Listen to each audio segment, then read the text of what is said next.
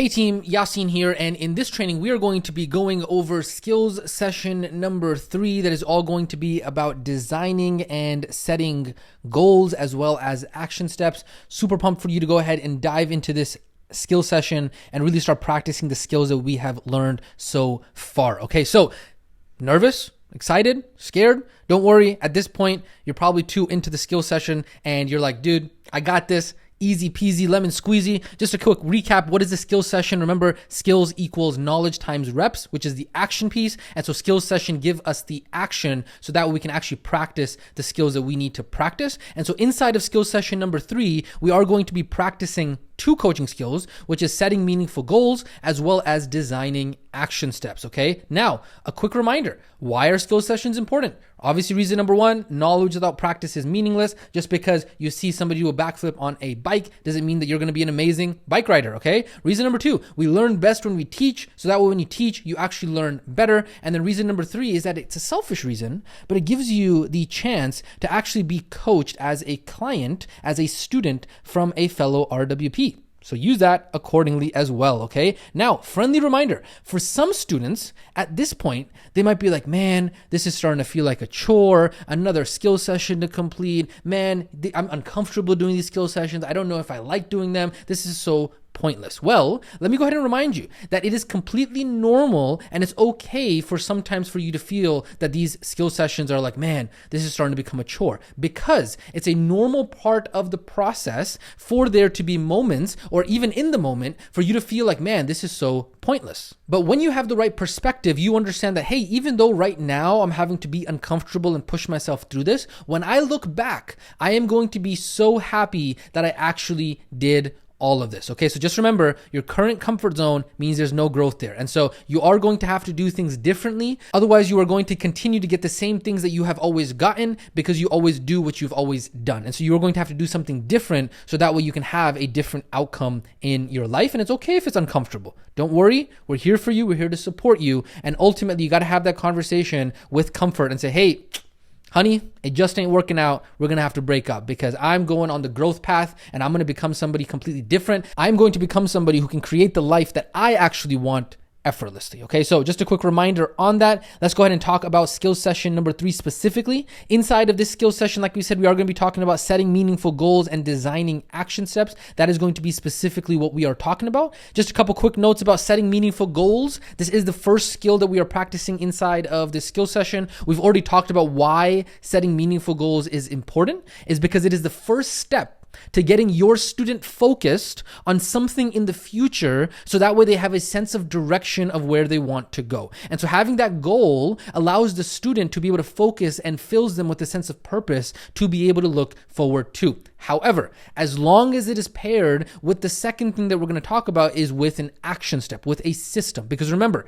goals by themselves are for losers and goals by themselves are broken. Okay. Now, question is, how do you actually set meaningful goals? Well, great question. We had an entire training on that. So make sure that you do reference that. But the biggest thing is that there are 2 parts to this entire process. Number 1, you want to make it stupid, simple, small. We talked about setting the arrow. We said about setting the target so close to you that it's impossible not to miss. And then also the second part of this is making it smart, specific, measurable, attainable, relevant, and time frame. Okay, so that is how we go ahead and take something that is a vague goal and actually make it a meaningful goal. Now, stretch goals, do not worry about them for now. The vast majority of people actually have a bias towards setting stretch goals. And so I purposely lean towards not even talking about them because most people get excited and want to just create these amazing, overwhelming goals. And so it's better to just focus on meaningful goals that are stupid, simple, smart. And then there's always time for stretch goals and all that kind of stuff in the future. Again, remember, if you do need a refresher on setting meaningful goals, make sure that you do go back to that training and look at that. Okay, so that is the first skill. The second skill is designing action steps. Now, why is designing action steps important? Because designing action steps are the system that allows us to focus on the process in order to get to our goals. And so goals are the targets that we want to achieve, while systems, action steps, are the processes that we need to put in place in order to actually help us achieve those goals. Well, how do you actually set and design empowered action steps? How do you create action steps that are amazing? Well, we had entire training on that, right? We talked about the brain dump menu. We talked about picking something that's simple and small. We talked about consistent, scheduled, constrained. We talked about making it empowered and internal, as well as adding gamified accountability. And then also, don't forget the 4 pro tips that I talked to you about, especially when dealing with students in a coaching session. Number 1, keep it simple. Number 2, set a date for each action step. Very, very important. Number 3, you want to make sure that you are listening for signs of empowerment or disempowerment. And then number 4, at the end of the session, you want to make sure that you ask your student to read the action steps back to you. Okay. And so we talked about why all of this is so important. So that way, yes, you set the goal. Yes, you are having some sort of planning there, but 99% of your time you are spending here, which is being system oriented. So again, reference that training if you do need some support on that. Now, a quick note on this is that these 2 skills are skills that we use all the time as remote wellness practitioners, specifically at the start of a coaching relationship. That's when we usually reference a lot of the setting meaningful goals part. And then at the end of each session, that's when we actually talk about designing action steps that are empowering and all that kind of stuff, right? So you can even imagine for you as a remote wellness practitioner going through the Remote Wellness Academy, remember, don't only listen to what we are saying, but how you are going through this transformation program, right? In the very beginning of this program, we set meaningful goals, right? And then after every single session, after every single training, we have action steps for you to be able to go through. So again, remember, look at this. It's literally the exact same process that you are going to be creating for your students is the same process that you are going through with us as well, okay? So let's go ahead and next talk about the instructions for skill session number 3. So instruction step number 1, make sure you do have the entire skill session set up done properly. If you need help with that, make sure that you do reference how to skill session training, okay? Now remember, for each skill session, you want to partner up with a different student in the student community because that is going to give you the most amount of practice when working with different students, okay? That's number 1. Number 2, a couple quick important notes to go ahead and mention for you, okay? So note number 1 is you do not have to start immediately once you get on the skill session. It's not like, hey, get on Zoom, boom, let's just hop into it. No. Before you start the recording, take us a couple of minutes to actually introduce yourselves. You can even start the recording and have that in the recording. It doesn't matter. Don't worry. The recording doesn't have to be like only the actual skill session. It's okay. We as coaches are okay going through and hearing about how you guys introduce yourselves, okay? So when you get on the Zoom link with your partner, you guys are both students in the Remote Wellness Academy program, right? Feel free, chit chat, build some rapport, get to know each other. Be like, hey, it's awesome. What did you think about that training, right? Don't be weird. Talk a little bit, get that rapport going, get to know each other, but obviously not at the same time of, getting to know each other for 4 hours because you want to be respectful of each other's time as well. That is note number 1. Note number 2 is make it real. As a student or a client inside of these skill sessions, right? Because on half of it, you're going to be a client or student. The other half, you're going to be the actual RWP, is that for half that you are the client or the student. Don't just think, oh, this is just practice or this is fake pretend. No, you want to make it real for your goals. You want to take advantage of getting free coaching from a fellow RWP. And so you want to maximize your benefit as a student, and you want to try and approach this as making it a real session. You want to talk to the RWP about what you are actually struggling with and what you truly want to work on this week. Okay, so it's kind of like a mini real session. And so this is very, very important. Otherwise, it's going to feel fake and you're not actually going to get any benefit as you are just going through the motions. So you want to try and do this properly so that way you're not just going through the motions, but it feels real for you. Because remember, you are trying to simulate what your students are going to feel like when they go through this process. And so that way you can put yourselves in their shoes for real. And that experience is going to be so valuable for you to be able to do. Okay, so those are 2 very important notes for this specific skill session. Let's go ahead and now jump into the actual instructions so that way you can go ahead and follow along. So just like we've had in the previous skill sessions, there is some pre-work. You want to go ahead and read through the 2 question sequences below. You want to go ahead and review, if you need to, the balancing blood sugar, the 6-day water experiment, and the 6-day energy experiment, because those are going to be referenced inside of these question sequences. And of course, you do want to make sure that you just partner with one other student for this. Okay. Now, instruction step number 2 is the RWP is going to start the recording. Remember, whoever Zoom link it is, they are going to be the one who actually starts the recording. And remember, each RWP is going to be responsible for their own recording. So remind each other, remember to record. Very, very important. Number 3, you want to set a timer for 25 minutes for this specific skill session. So 25 minutes is going to be half of it. And then the other person is going to set another timer for 25 minutes for their coaching session as well. Again, the timer is very important, so that way you can be respectful of the other person's time, okay? Now, what is the actual question sequence that we are going to go through for this specific skill session? Well, there are two of them, okay? So first, we have question sequence number one. I'm going to walk you through this right now. That is all about setting meaningful goals, okay? That's question sequence number one.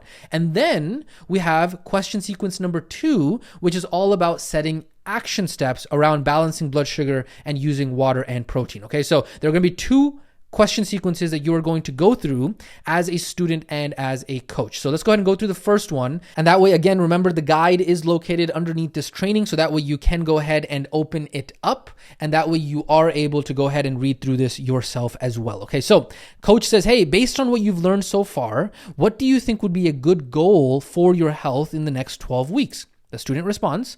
The coach says, thank you. Now, how can we break down that goal to make it even simpler so that way it would be impossible for us not to be successful? Again, the student responds. Let me just go ahead and add a space there. There we go. Again, the student responds. And then the coach says, great. Well, what needs to change in our lives in order to make space for this to be possible? What needs to change in your life, right? The student responds. The coach says, how cool. What's important about this change for you? The student responds. Coach says, hey, what good thing might happen for you if you made this change, right? So you're linking it all back to the goal. You're making it meaningful for them. You've gone ahead and made it simple and you're making it smart for them, right? Coach says, hey, what will be the best part of making this change? Student responds. Coach says, hey, is there anything that would stop you, slow you down, or get in the way of you making this change over the next 12 weeks? Student responds. Coach says, what decision would you like to make about following through on this change like never before? What are you going to change about your identity, your becoming, your belief work, that you're going to be different this time around than it has been the previous time you've tried something like this, right? The student response. So this is not a full question sequence. Obviously, there might be some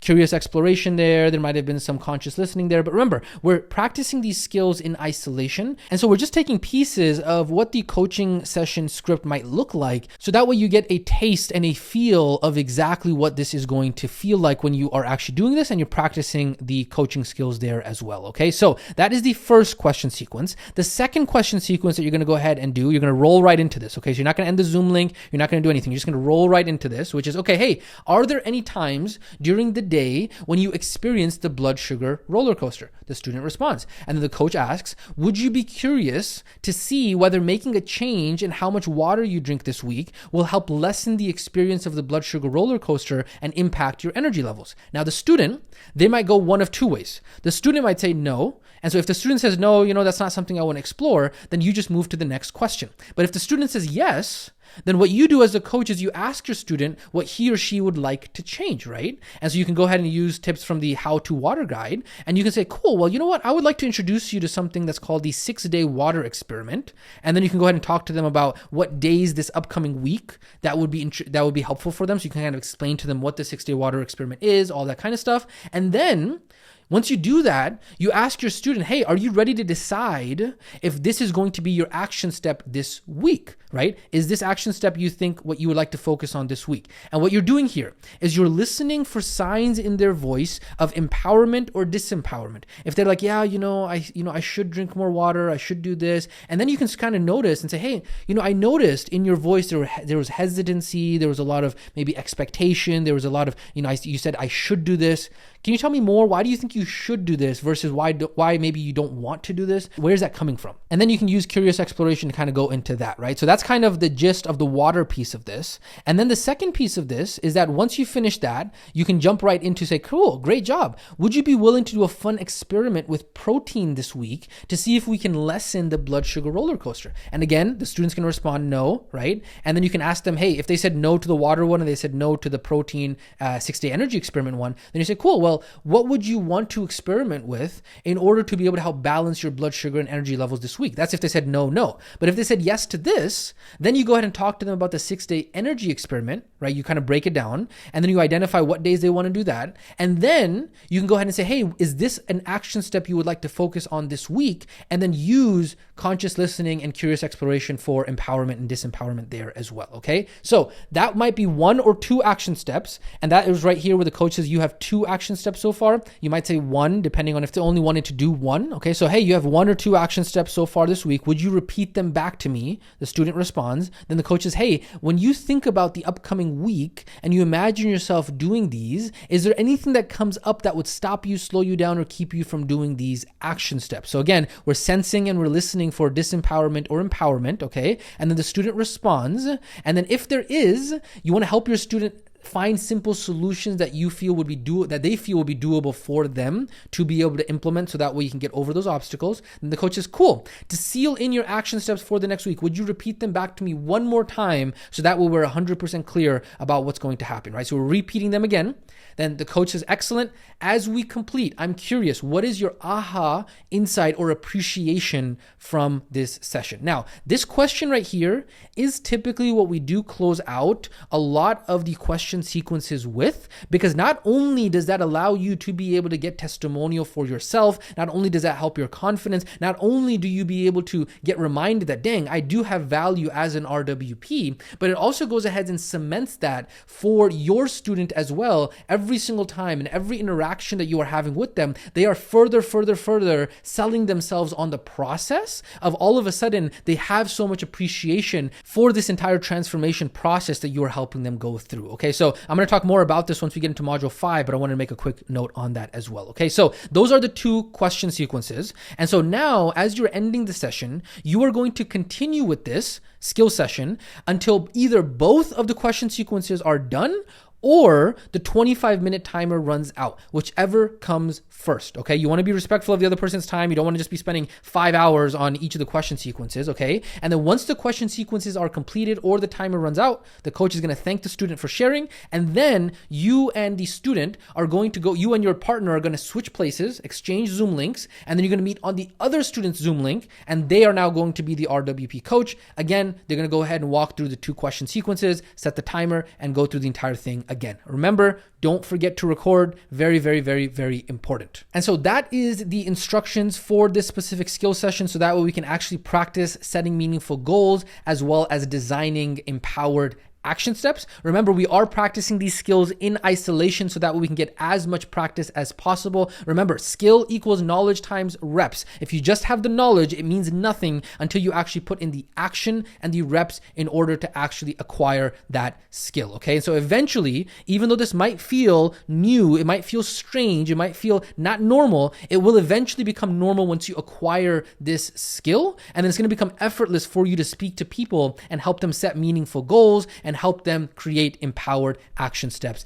as well. Okay, so ultimately, that is the closeout for the instructions for the skill session. I know you are going to be doing phenomenal. Remember, practice makes progress. This is why we practice, so that way you can get all of the stumbles out, you can get as much practice under your belt. So that way, inside of module 5 or inside of module 6, there's no reason for you to feel imposter syndrome because you've actually gone through the process. You put in the work in order to actually be successful with all of this. And so I know you are going to crush this. I want to go ahead and really commend you for being willing to try it. Remember, it doesn't have to be perfect. Just do your best. And ultimately, that is the action steps for this skill session. We do have 7 of them, as all of the skill sessions do. Make sure you watch this training in full. Make sure you comment your availability. Make sure you reply to another student. Remember, you are going to be partnering with a different student this time around, okay? You want to have a DM conversation with them. Be professional. Make sure you remember the time zones. Conduct the skill session with your partner. Again, don't forget to record. Upload the skill session to YouTube, unlisted, and then reply back to your original comment in the skill session number 3 student community post and let us know, hey, here's the unlisted link. Tag my partner. This is what I learned. This was my takeaways from this skill session. Okay, so I'm super excited for you to go out there and start practicing these skills. Skill session number 3 in the books. Go ahead and partner it up. Go ahead and get it done. This is Coach Yasin checking out, and I will catch you inside of the next training.